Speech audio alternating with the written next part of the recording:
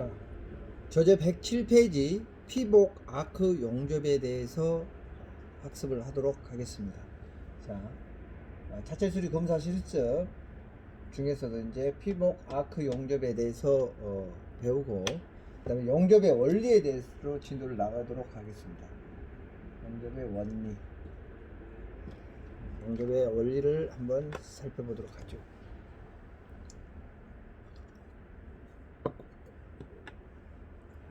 자, 용접의 원리는 피복 아크 용접은 용접봉과 모재 사이에, 뭐 여러분들 이제 실습을 해봐서 이제 알겠죠. 그래서 이제 실습한 것들을 한번 돌리면서 한번 이론 수업을 한번 해보도록 하겠습니다. 모재와 용접봉을 이제 해서 물려서 이제 여러분들이 했었잖아요.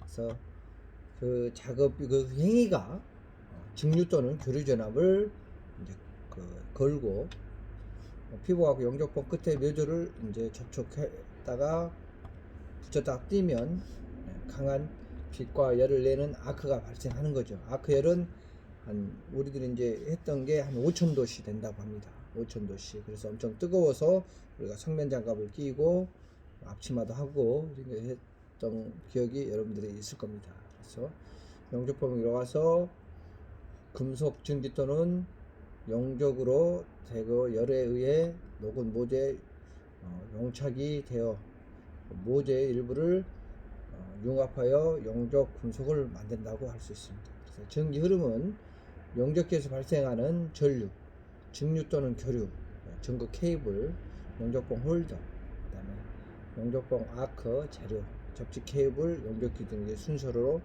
이동한다고 볼 수 있죠. 여러분들이 이제 학습을 했으니까 107페이지를 이제 보면 되고요. 그 다음에 용접부 용어에 대해서 한번 교수님과 살펴보도록 하죠. 용입이 무엇입니까? 골 모양으로 생긴 용접의 깊이, 모재가 녹은 깊이를 용입이라고 합니다. 비드, 교수님 비드 잘 나왔는지 백비드 뭐 이런 말을 많이 하잖아요. 용접봉이 세로 방향으로 길게 녹아서 모재 표면에 이제 퇴적되는 현상을 이제 비드라고 할 수 있습니다. 그 다음에 용가제, 용착부를 만들기 위해서 녹여서 첨가하는 금속물을 이제 첨가제, 그것을 용가제라고 합니다. 용착부는 용접하는 동안에 용역 응고한 부분을 이제 말하는 거고요. 용제는 용접할 때 산화물, 기타 해로운 물질을 용역 금속에 분리하고 제거를 위해서 쓰는 것이라고 할 수 있습니다. 그러니까 스페터라고 하는 게 있는데요. 스페터는 아크 용접에서 용접봉 또는 용융지에서 작은 입자를 용접들이 비산되는 현상을 이제 지나치면 용접 손실과 용접 상태 불량 등이 나타나며 청소 작업이 이제 필요하다고 할 수 있습니다. 그다음에 슬래그는 용접 후에 나타나는 비금속 물질이다, 이렇게 보시면 되겠고, 열 영양분은 용접열에 의해서 금속 조직이나 기계적 성질이 변하는 부분을 말하는 걸로 할 수 있죠. 그 다음에 루트라는 게 있는데, 용접 단면에서 볼 때 용착 금속의 바닥과 모재가 만나는 부분, 좋은 용접위원을 만들기 위해서는 루트부를 충분히 용접시키는 것이 이제 필요하다고 할 수 있습니다. 그 다음에 이제 용접 중에서도 이제 직류 아크 용접과 교류 아크 용접이 있는데요. 용접에서 이제 직류, 그다음에 아크 용접이 있고 교류 아크 용접이 있습니다. 자, 직류 아크 용접에서 직류를 얻는 방법에 따라서 직렬형, 그 다음에 엔진 구동용, 정류형으로 나뉘어요. 박판이라는 거 얇은 판을 말하는 거예요. 비철 금속, 경합금 등의 용접에 이제 직류를 이제 사용합니다. 아까 용접 시 직류 전원을 사용하는 직류 용접은 양극과 음극이 이제 고정되고, 극성이 매우 중요하며 보통 전자의 충격을 받은 양극 쪽이 음극보다 발열이 이제 크다고 할 수 있습니다. 전류가 한쪽 방향으로 흐르기 때문에 아크가 안정되어 피복이 없는 용접봉으로도 용접할 수가 있어 아크 길이가 너무 길어서 용이 불량하기가 이제 쉽다고 할 수 있습니다.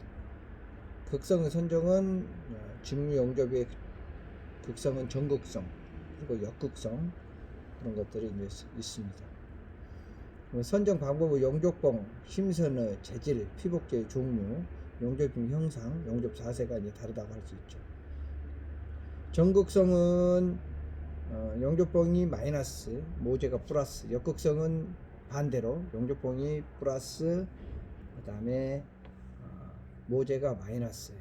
그래서 보통 우리가 이제 사용하는 게 용접봉에 플러스를 하잖아요. 그래서 역극성을 우리는 쓴다고 할 수 있습니다. 우리 학교에서 쓰는 것은 역극성을 썼습니다.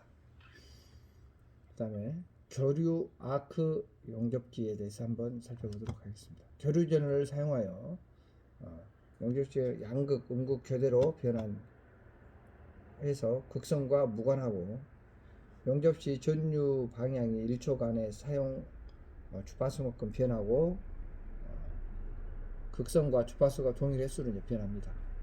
아크 용접 시 아크 유자 발생이 전압이 필요하며 교류 용접 시 1초 동안의 사용 주파수가 2배의 상당으로 많고 아크 전압이 0이라고 할 수 있습니다. 비피복 용접봉 사용 시에는 아크가 소멸되어 안정성이 저하되며 용접이 불가능합니다. 피복 용접봉을 사용하면서 고온으로 가열된 피복제로 이온 발생과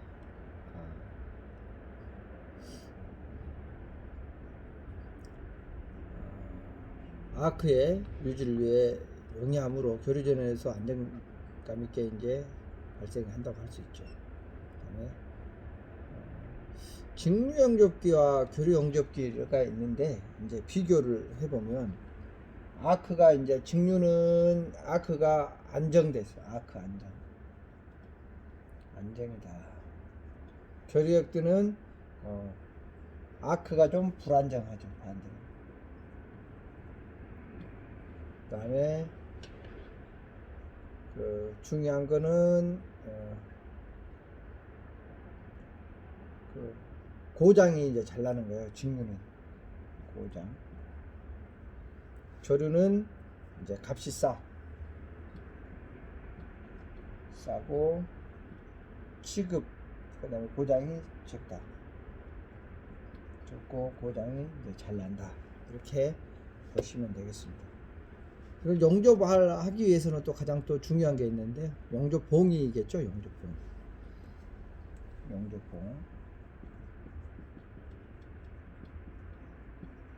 용접봉에 대해서 한번 또 살펴보고 가죠.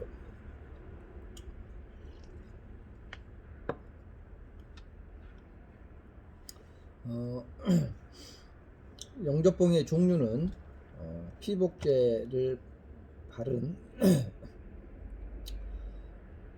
금속 심선을 건조시켜서 사용하고 심선의 길이는 350에서 900mm, 지름이 1.0에서 10mm를 이제 사용합니다. 용접 재질에 따라서 탄소광, 특수광, 경합금, 동합금, 니켈합금 등을 사용합니다.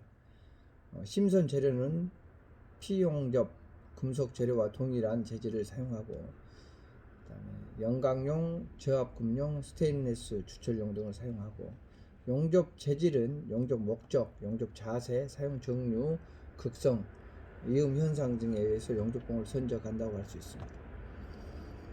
피복제는 연소한 후에 발생하는 물질이 용접부를 어떻게 보호하는가에 따라서 가스 실드형, 슬래그 실드형, 세무 실드형이 있습니다. 아크 안정제, 가스 발생제, 슬래그 발생제, 탈산제, 그 다음에 합금, 첨가제, 고착제 등으로 혼합해서 쓰는 거고요. 대기 중의 산소, 질소 접촉을 방지하고 아크를 안정시키고 용역 중에 낮은 적당한 점성의 가벼운 슬래그를 형성하고 용착 금속의 탈산 정련 작용을 하고 용착 금속의 적당한 합금 원소를 첨가하면 됩니다. 용적을 미세화시키고 용착 효율을 향상시키고 용착 금속의 응고와 냉각 속도를 느리게 합니다. 슬래그 제거가 용이하며 파형이 미래한 비드가 형성된다고 할 수 있습니다. 그다음에 모재 표면의 산화물을 제거해야 하고 스패터링을 적게 한다고 할 수 있습니다. 용접봉의 선택에서 선택 기준을 한번 보도록 하겠습니다.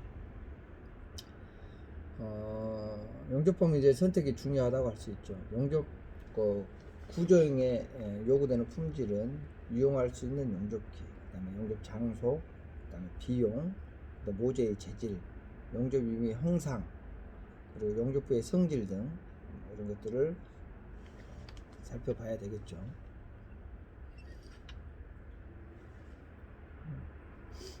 용접봉 표시에 이제 뭐 용접 자세 뭐 이런 것들이 있는데 뭐 인장 강도 뭐 이런 것들을 볼 수 있는데 이것들은 나중에 이제 살펴보도록 하고요. 용접 작업의 특성에 대해서 한번 보도록 하겠습니다. 용접이 이제 여러분들이 해봐서 알겠지만 각도가 용접봉의 각도가 굉장히 중요합니다. 용접봉의 각도는 용접봉과 모재가 이루는 각을 말합니다. 그래서 진행각, 그다음 작업각. 진행각은 용접봉과 용접선이 이루는 각도를 용접봉과 수직선 사이의 각도, 그 다음에 작업각은 용접봉과 이음 방향이 나란히 세워진 수직 평면과의 각도를 말할 수 있습니다. 용접 각도는 작업 진행 방향으로 60도의 각을 유지하고, 그 다음에 두께를 가진 소재를 용접할 경우에는 두 금속 소재 사이의 용접봉 각도가 같게 되도록 해야 합니다. 용접봉의 위치는 금속 소재의 두께에 따라 변화시켜야 합니다. 즉 금속 소재가 두께가 다를 경우 아크가 양쪽 금속 재질에 적절히 용입되도록 두꺼운 소재 쪽으로 기울여서 용접을 해야 됩니다. 아크 길이 및 전압에 대해서 살펴보도록 하죠. 양호한 용접은 아크가 짧아야 됩니다. 아크가 이제 짧게 하는 거잖아요. 그래서 아크를 짧게 해야 되고, 일반적 아크 길이는 3mm 했을 때 3mm로 교수님이 3mm 용접판에 했을 때 3mm 띠라고 했죠. 그 다음에 지름이 6.6mm 이하인 용접봉의 경우 신선 주름과 거의 같은 것을 사용을 합니다. 아크 전압은 아크 길이에 비례한다고 할 수 있습니다. 아크가 길면 어떤 현상이 일어나냐면요, 용융 금속의 산화 및 질화가 이제 용이하고 열 집중이 불균형하고 이제 스패터가 이제 심해요. 용이 불량 같은 것들이 생길 수가 있습니다. 그다음에 중요한 것이 이제 아크 길이 뭐 이런 것들이 중요하고, 용접 전류, 종류 중에서 이제 그 전류가 너무 강하면 이제 스패터라는 것이 이제 심해져서 용융이 빨라지고, 그다음에 언더컷이 발생하기 쉽습니다. 여러분들 이제 교수님 한번 읽어보라 그랬었잖아요. 용접 그 발생하는 그 현상, 그래서 언더컷이 이제 발생하고, 그다음에 전류가 이제 약하면 용융 속도가 늦고 녹은 스패터가 커져서 모재에 이행하여 용입 불량 또는 오버랩이 발생하기가 쉽다고 할 수 있습니다. 용접 속도도 이제 굉장히 중요한데요. 모재에 대한 연적성 방향의 아크 속도는 운봉 속도이고, 아크 속도, 용접봉 종류 및 전압, 이음 모양, 모재의 재질, 운봉 방법, 무엇에 따라 유무에 따라서 변화한다고 할 수 있습니다. 그 다음에 아크 전류 및 전압이 일정하면 용접 속도는 증가하고 비드 폭은 이제 감소한다고 할 수 있습니다.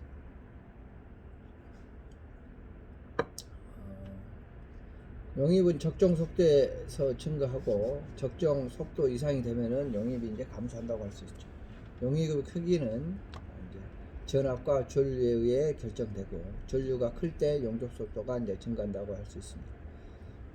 여러분들이 이제 해보셔서 알지만 그 아크 발생할 때 이제 아크 발생하는 방법이 있지 않습니까?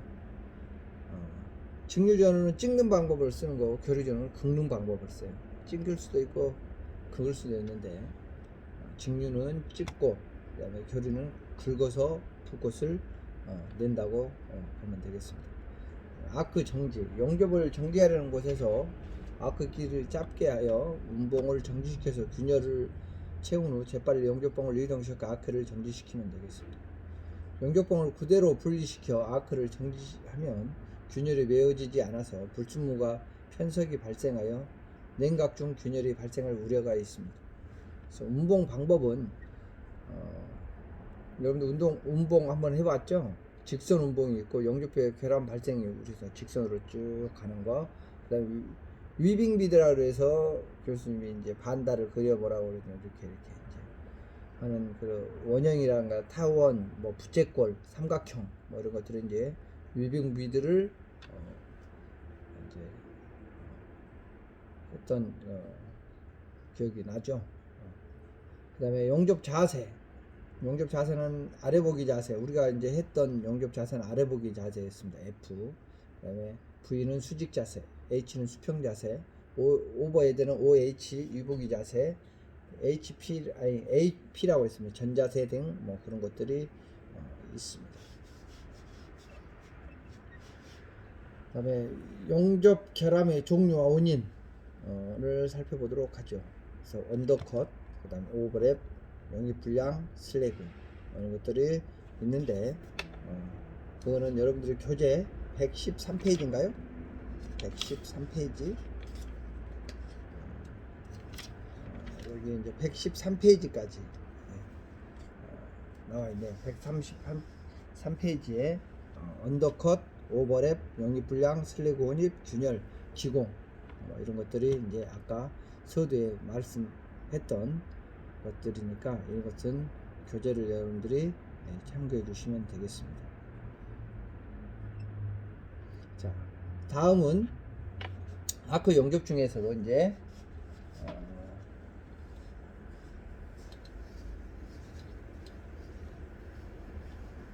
빼고 미그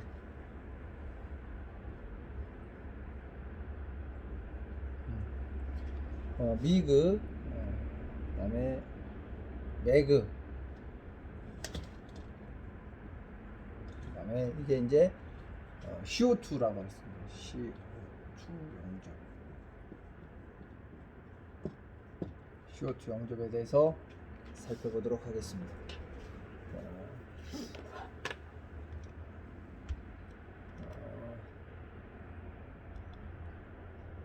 CO2 용접은 2차 세계대전 때 있잖아요. 미국에서 알루미늄 용접을 위해서 이제 발생된 용접으로 용접 와이어가 이제 모재 사이에서 발생한 아크열로 이제 실처럼 이렇게 이제 나오는 게 있는데 아크열로 용입이 발생되어 보호가스 헬륨을 사용이 되고 있습니다. 뭐 요즘은 이제 탄산가스를 많이 쓰거든요. 그래서 이 용접은 지그 용접에 비해서 두꺼운 소재 용접에 효과적이며 용접이 쉽고 다양한 금속에 적용이 가능합니다. 또한 용접 슬래그 발생이 없어서 마무리 작업이 불필요하고 높은 생산성, 그다음에 고품질, 전류 공급 전략 등과 같은 장점이 있습니다. 용접기는 DC전을 사용하고 용접 와이어에 플러스를 그걸 연결을 합니다. 보호가스는 그다음에 매그로 이제 하고 그다음에 헬륨, 아르곤 등의 비활성 가스를 사용하면서 미그 용접이라고 부르고 그다음에 가격이 저렴한 활성가스인 탄산가스 또는 탄산가스에 아르곤 가스를 하면 매그 용접이라고 CO2 용접이라고 부릅니다. 그래서 매그 용접의 원리는 여러분들이 이제 생소할 건데요. 교재 114페이지 참고해서 보시면 되겠습니다. 용접 원리를 한번 또 살펴보죠. 매그의 용접 원리. 아까는 전기 용접의 원리를 이제 봤다면, 매그는 보호가스가 이제 알곤 헬륨을 이제 비활성 가스를 쓰고, 그다음에 고장력 강판, 비철, 금속, 알루미늄, 스테인리스 등에 이제 사용한다고 할 수 있습니다. 그리고 금속과 기체 사이의 반응이 없습니다. 근데 매그 용접은 일명 탄산가스 용접이라고 합니다. 보호가스가 탄산가스, 알곤가스, 탄산 플러스 산소, 탄산 플러스 수소 이런 것들을 활성가스를 쓴다고 할 수 있습니다. 네, 금속과 기체 사이 활성화가 되고 동종 금속에 이제 사용되고 일반 강판에 널리 이제 사용된다고 할 수 있습니다. 용접의 이제 장단점을 한번 살펴보겠습니다.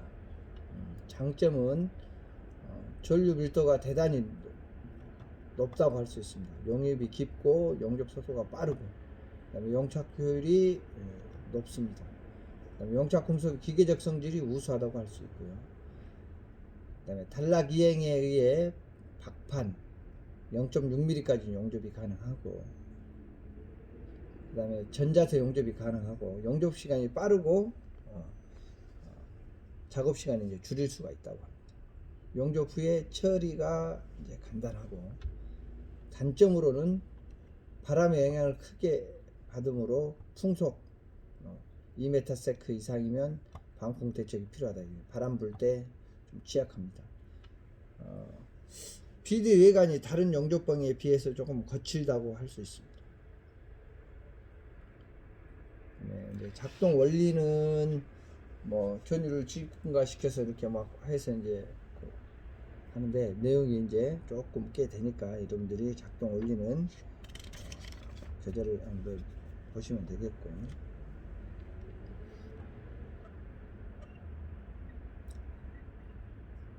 교재에 나와 있는 것처럼 용접 작동 방법은 우리 전기 용접하고 똑같은데요. 이제 연속해서 하느냐, 풀어보느냐, 간헐적으로 이제 점용접을 하냐, 스폿이냐, 랩이냐, 트랙이냐에 따라서 이제 달라질 수 있습니다.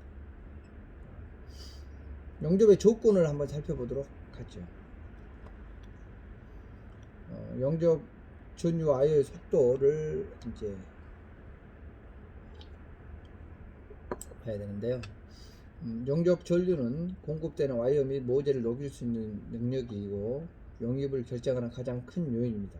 이 경우에 전류 조정 와이어 공급 속도를 변화시키는 것에 의해 제어되고, 전류를 높게 하면 와이어 녹아내림이 빠르고 용착률과 용입이 증가하여 비드폭과 높이도 커집니다. 따라서 전류 와이어 속도는 금속의 두께에 따라 변하므로 전류가 높아지면 와이어 속도가 증가한다고 할 수 있습니다. 와이어 속도가 늦으면 콘택트 칩이 녹을 수도 있으며, 와이어 속도가 빠르면 와이어가 녹기 전에 모재가 이제 붙는다고 할 수 있습니다. 아크 전압은 비드 형상을 결정하는 가장 큰 요인입니다. 아크 전압이 낮을수록 아크가 집중되기 때문에 용입은 약간 깊어진다고 할 수 있고요. 반대로 아크 전압이 높을수록 아크 길이가 길어지므로 비드폭은 넓어지고 높이는 낮아지며 용입도 약간 낮아진다고 할 수 있습니다. 만약 적당한 아크 전압이라면 아크 특유의 연소금을 내면서 용접이 되며, 아크 전압이 낮을 경우에는 소리가 불연속 단전음으로 들린다고 할 수 있습니다. 용입의 속도, 용접 속도는 용접 전류, 아크 전압과 함께 용입 깊이, 비드 형상, 용착 급성량 등에 의해서 이제 결정이 됩니다. 용접 속도가 빠르면 모재 입열이 감소되어 용입이 얕고 비드폭이 좁아지면서 언더컷이 발생하기 쉽고, 용접 속도가 늦으면 아크의 바로 밑으로 용유 금속이 흘러 들어가서 아크 힘을 약화시켜서 용입이 얇아지면 비드폭이 넓고 평탄한 비드가 형성되면 오버레이크가 발생하기 쉽습니다. 그 다음에 연속 용접 이렇게 이제 하는 게 있는데요. 연속 용접은 용접 패널의 열변형이 적어서 자동차 차체 패널과 같은 얇은 금속판 용접에 이제 적당하다고 할 수 있죠. 용접 토치는 10에서 15도 각도를 기울여서 이제 하고, 토치 칩을 들었다 놨다 하는 간헐적 조작 방법으로 만들어서 이제 용접을 하면 되겠습니다. 다음은 이제 플러그 용접이라고 할 수 있는 게 있는데요. 자동차 패널을 할 때, 차체 패널을 교환했을 때 플러그 용접할 때 보드 측 구패널에 이제 신패널을 고정 또 용접하기 위해서 신품 패널에 전용 드릴로 8mm 정도 구멍을 뚫고 내부에 토치를 해서 CO2를 이제 용접하는 방법. 그래서 이제 플러그 용접. 플러그 용접 시에는 패널의 바이스 클립을 물리는 방향, 이물질의 부착, 판금 작업 불량 등으로 해서 패널의 접촉이 불량해지면 그런 것 같이 이제 그림이 118페이지네요. 그 불량 패널 사이에 용접 비드가 새어나오면서 이제 그림과 같이 불량 현상이 이제 나올 수 있습니다. 용접 와이어 공급 방식이 있는데요. 푸시 방식, 풀, 푸시, 더블 푸시 이런 방법이 있다고 할 수 있습니다. 용접 와이어의 규격이라고 하는 게 있는데 규격도 교재를 여러분들이 성분도 여러분들이 보시면 되겠습니다.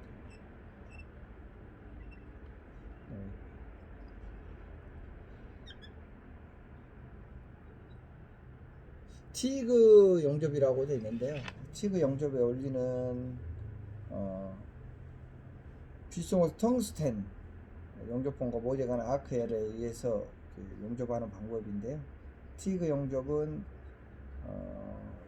쉽게 이야기해서 이제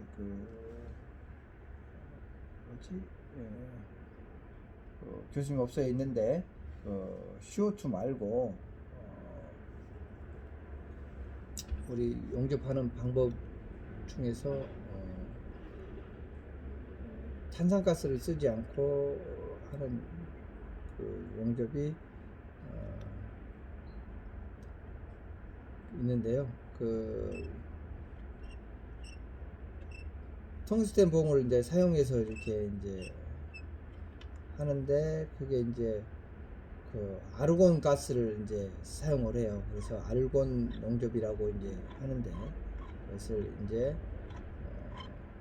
장단점이 있는데 티그 용접은 알곤 용접이다 이렇게 이제 보시면 되겠습니다. 티그 용접, 알곤 용접. 알곤 용접은 굉장히 이제 또 작업이 이제 쉬운 반면에 용접 비드 모양이 굉장히 깔끔하게 나옵니다. 그래서 알곤 용접이라고 할 수 있어요. 티그 용접의 원리는 장단점은 원리는 이제 미국 용접과 비슷하고 장점으로는 용접의 기계적 성질이 유수하고 내식성이 이제 우수하고 그다음 플럭스가 하는 게 용접동 비철 금속에 이제 용이하고 보호가스가 이제 투명하고 작업자 용접상을 잘 파악할 수 있고 변형이 또 적고 단점은 소모성 용접봉을 사용하는 용접봉보다 용접 속도가 이제 좀 느립니다. 그 다음에 오염이 좀 잘 되고 그 다음에 피복 아크 용접 같은 경우는 용접봉에서 용접기의 가격이 조금 비쌉니다. 그래서 텅스텐 봉을 이제 사용을 하고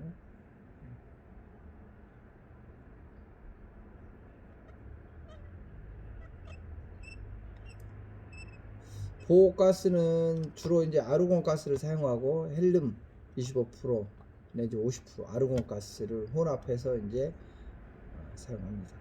그다음에 스폿 용접이라고 또 있습니다. 스폿 용접.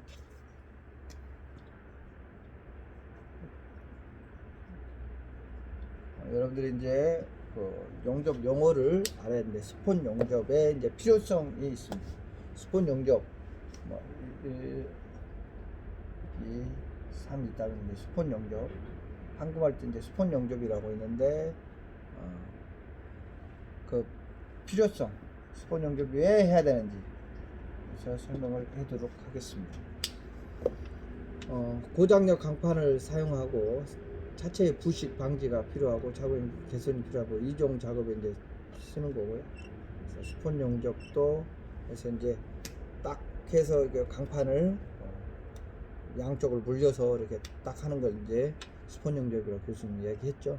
그래서 그런 장단점이 있고 뭐 조건이 있는데 이거는 다음 시간에 이제